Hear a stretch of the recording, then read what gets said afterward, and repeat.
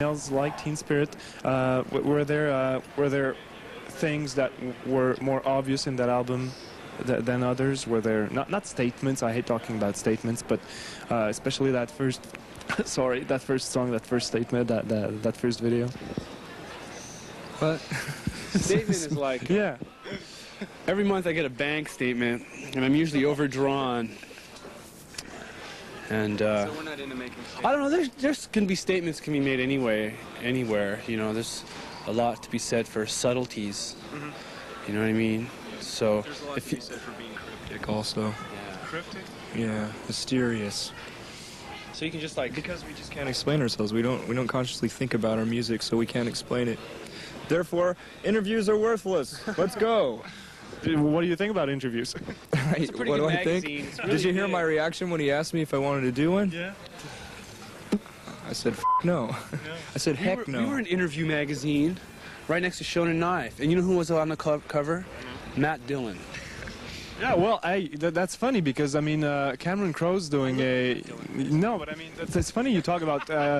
Cameron Crowe's doing a movie with Matt Dillon in Seattle, and there are many musicians, Seattle musicians in that movie. Are you part of it at all? No, no part whatsoever. We opted not to delve in the I saw movie Cotton industry. Candy, directed by Ron Howard. It was about this rock and roll band. And what was the evil rock and roll band name? I don't know, was that the one with Leif Garrett in it? Oh, that's Leif Garrett? Leif Garrett.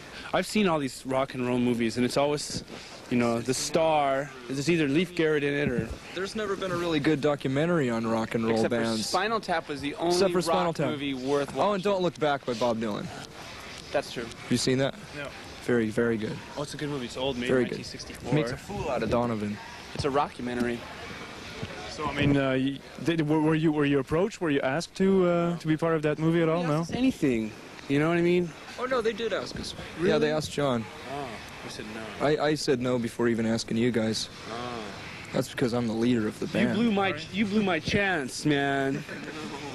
I'm gonna roll into Hollywood. I'm gonna have a star on Hollywood Boulevard, and I'm gonna have a big house with a swimming pool and all these cars, and I'm gonna get divorces and stuff. And I'm gonna have a big drug. Max Baer, Jethro on TV's Beverly Hillbillies. Well, tell me about that.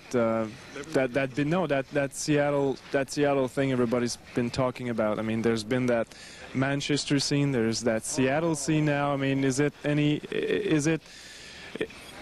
relevant at all?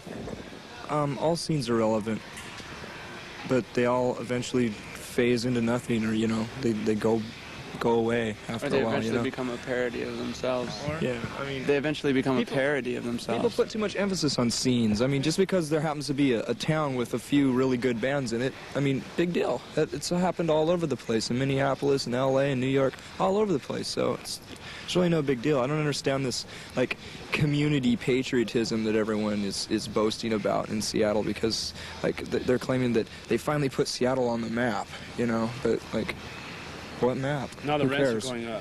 Yeah, everyone's moving to Seattle. I mean, we had Jimi Hendrix. Heck, what more do we want? We went to his grave once, and there was guitar picks and beer bottles all over it. Then we went to Bruce Lee's grave at like 1:30 in the morning. It's really wild. It was like in the Chinese part of the cemetery. There were punji sticks and nunchucks laying all over the place. We thought for sure there was these ninjas creeping behind these tombstones. We're like, whoa! But then again, the state of mind we were in at the time would be like, But Ninja Turtles. But do you feel that since everybody's been talking about Seattle, did you feel that it helped you in any ways getting that recording contract, or it has nothing to do with it? Yeah, it helped us. It might have, yeah. I suppose it did. We were in on And that we're whole- grateful for it, I guess. What about that show tonight? Is it different from one night to another? Is it something you like being on tour, or would you just like to stick by the recording studios and do some more songs? Touring is get to wonderful. travel and Yeah.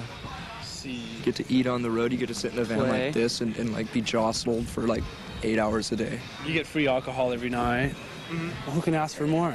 It's a party every night. You go to... Cauliflower like the last couple nights. That's good. Cheese. Yeah, or like some sort of chive dip. It's been right on. See, you got to keep solid if you're crogging down those beers, you know. So it's good to eat a lot of veggies and cheese and stuff, because I think my insides start to swell after a while, you know. And it's just like not a very pleasant experience. Well, it's pleasant when I'm drunk, but like. Thank you, guys.